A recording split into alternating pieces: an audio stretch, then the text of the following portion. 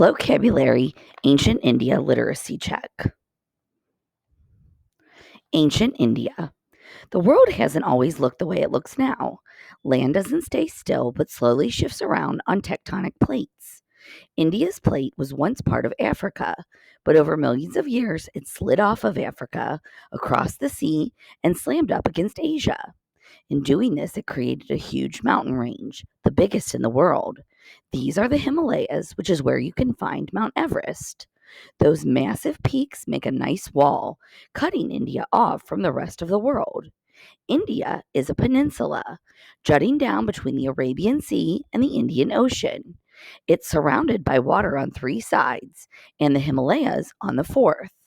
Rushing down from the mountains are the Indus and Ganges rivers, which bring massive volumes of water to the countryside, making for great farming opportunities. For complex reasons, a big wind, called a monsoon, blows north through India every summer for a few months. It brings lots of rain and thunderstorms with it. So summers are the rainy season. All these factors give the area a moist, hot, humid climate and lots of thick jungles.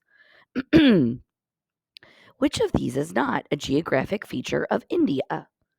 Dense jungles, enormous mountains, frozen tundra, or flowing rivers? Harappa and Mohenjo-daro. The first people to migrate to the Indus Valley River were hunters who came from Africa, probably around 40,000 BCE. By about 2300 BCE, the large city of Harappa had been built. Harappa was one of the most developed civilizations in the world in its day. It included the city of Harappa and another big urban area, Mohenjo-daro, about 300 miles away on another section of the river. Even though they were far apart, the two cities had striking similarities. Both were laid out with grids of paved streets that made right angles. People built houses out of stone, some of which were 3 or 4 stories high. Big fortresses stood near each city to provide protection. The people had weights, measures, and a currency so they could trade. The government may have stored food in case of shortages. They were perhaps the first people to make garments out of cotton. The Harappans used pictographs, drawings, and symbols that represented ideas, to write. Both cities had another great invention, sewer systems, to carry all human waste out of the city. Almost no other cities had a sewer system at this time. Harappan civilization all but disappeared by 1700 BCE for reasons that are still unclear. The story of the Harappan civilization is most similar to which of the following? In ancient Greece, the Mycenaeans made huge advances in engineering and architecture and had a written language. Their society collapsed for unknown reasons in 1100 BCE. The Incan Empire did not have many technological advances, but covered over 770,000 square miles before it was defeated by Spanish conquistadors in 1533. The Khmer Empire in modern day Cambodia was an enormous Buddhist city with advanced systems of art and architecture. In the 14th century CE, it began a long, steady decline. Or the Maori people settled in New Zealand in the 13th century. They developed both a warrior culture and a system of fine and performing arts. The Maori are still around today. The Aryans. The Aryans were Indo-Europeans who migrated from Central Asia through Iran to the Indus River Valley around 1500 BCE. They were a nomadic and warlike people. The Aryans rode into town on chariots and horses, which are native to the steppes of Central Asia. By about 800 BCE, they'd made their way to the Ganges River, using weapons of iron to conquer more and more territory. Many of the Aryans settled around the Ganges.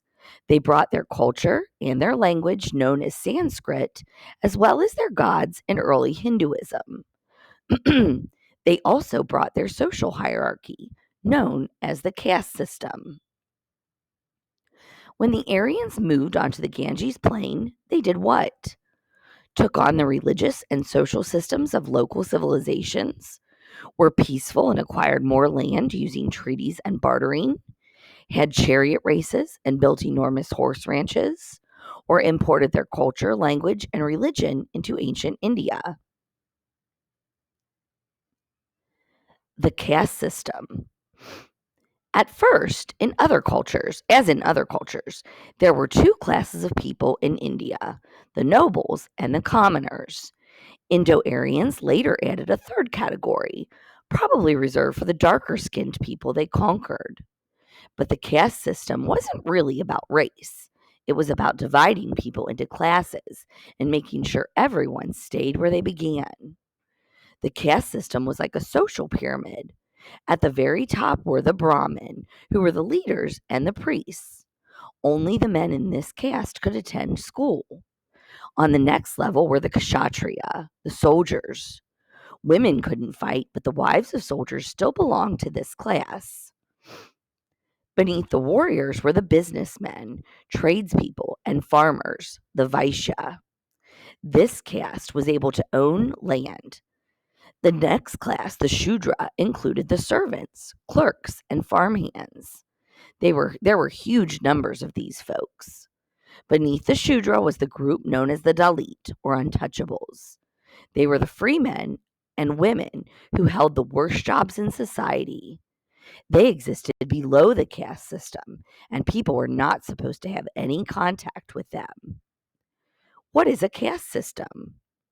A way of dividing society into classes with hard boundaries, a social ladder that allows people to change their class freely, a method that separated classes purely based on race, or a way of finding the best job for each person in society.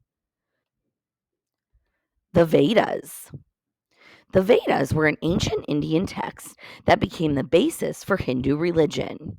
There were four major ones: the Rig Veda, Sama Veda, Yajur Veda, and Atharva Veda. The Rig Veda is one of the oldest pieces of literature that still exists, dating back to between roughly 1700 and 1100 BCE. It has the earliest mentions of astronomy, astrology, and many other metaphysical sciences. As a group, the Vedas explore the relationship of the human soul to the material world. In them can be found the earliest mentions of yoga, meditation, and mantras. In cultures that believe in God or gods, as nearly all do, there are nearly always people who claim that that they alone can speak with their God or interpret the message of the gods. These people became priests. As the doorway to the gods, they usually become very powerful and often very rich.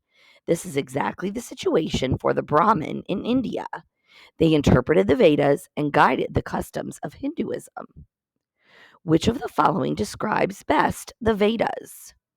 Scientific treatises on ancient medicine and movement of the stars, instructional texts for Brahmins teaching them how to lead the Hindu people, modern books that outline how ancient Indian traditions have changed over time, or ancient texts that discuss astronomy, the soul, yoga, meditation, and mantras.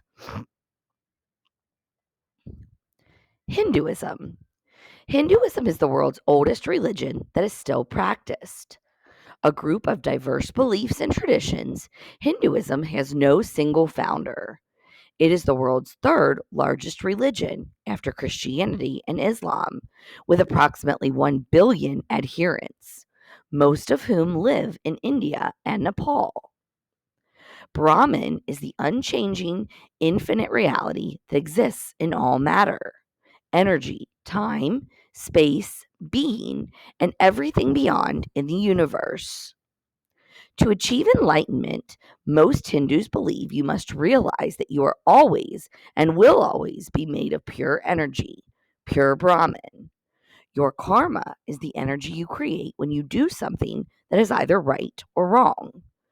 Doing something wrong, like lying, creates bad karma, while doing something good, like helping someone, creates good karma. In Hinduism, karma is important because it determines what you will come back as in your next life. Hindus believe in reincarnation, the idea that a person's soul is reborn again and again into different bodies, including animals.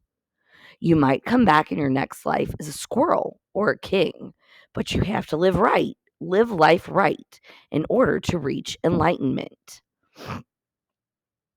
In Hinduism, which of the following would most likely create good karma? Taking a walk on a summer day, volunteering at an animal shelter, complaining about your strict teacher, or getting in a fight with your brother.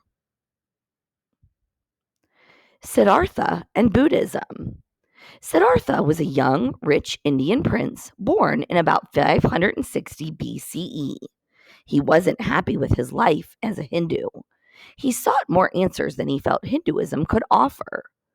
One day, he left his family and his riches behind and decided that the secrets of life were not to be reincarnated over and over, but to find enlightenment, the state of being free from suffering.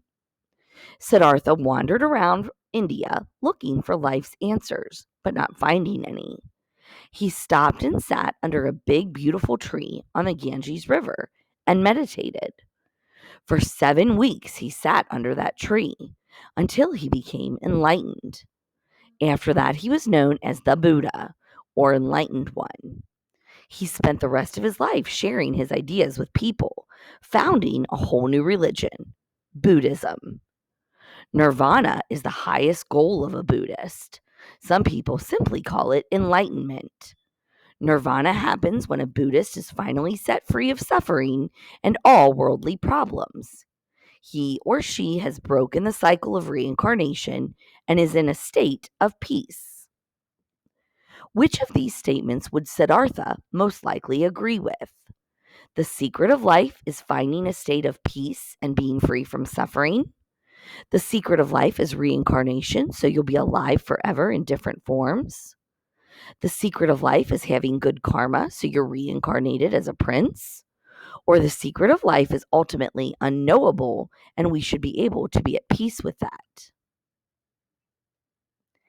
Invasions. In 326 BCE, Alexander the Great invaded India and spread his huge empire all the way to the Indus River Valley. But when he returned to Babylon in 324 BCE, an Indian ruler named Chandragupta overthrew a bunch of Alexander's generals in the Punjab area and set up the largest Indian kingdom yet, called the Mauryan Empire. Ashoka was another famous ruler of the Mauryan Empire. He expanded the kingdom of India, but at a terrible cost. They say his battlefield victories were so brutal and bloody that he eventually renounced war altogether.